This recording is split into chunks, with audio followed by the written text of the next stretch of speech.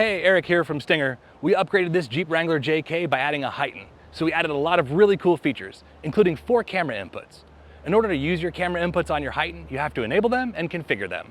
This tech tip video will walk you through the process of enabling your camera inputs for adding a rear, front, or blind spot cameras to your vehicle. When first installed, if you press the camera icon, you'll see a message saying Enable cameras to use this function. Here's where we can turn on and configure the HEIGH10's 4 camera inputs. You can see they all currently show None. Select Camera 1 to turn it on. Now you're brought to a settings screen. You can select the type of camera. We'll select this one as a front camera. If you set the camera as a front camera, you have several settings. Max duration in seconds. You can choose between 5, 10, or 15 seconds. This controls how long the front camera is displayed before turning it off. We also have a max speed threshold in miles per hour. This will turn off the front camera at either 5, 10, or 15 miles per hour, depending on the option you select here. The third option is parking steering angle.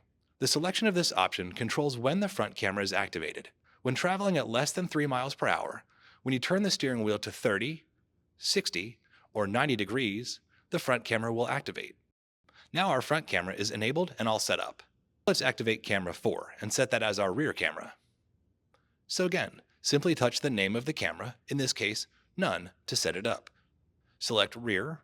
The rear camera does not have any configuration options to set. Now, if we want to add blind spot cameras, we'll want to enable cameras 2 and 3.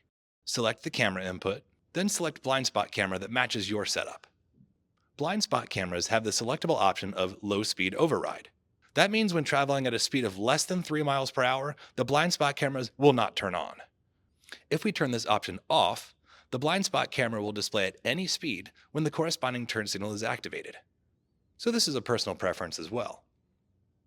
Now we can activate the other blind spot camera by selecting camera 3 and assigning it to be our right blind spot. Now we have camera 1 set as front, 2 set as our left blind spot, 3 set as our right blind spot, and camera 4 as our rear. This is a pretty typical configuration, but you can set up your HEIGH10 for whatever matches your camera locations and your setup preferences.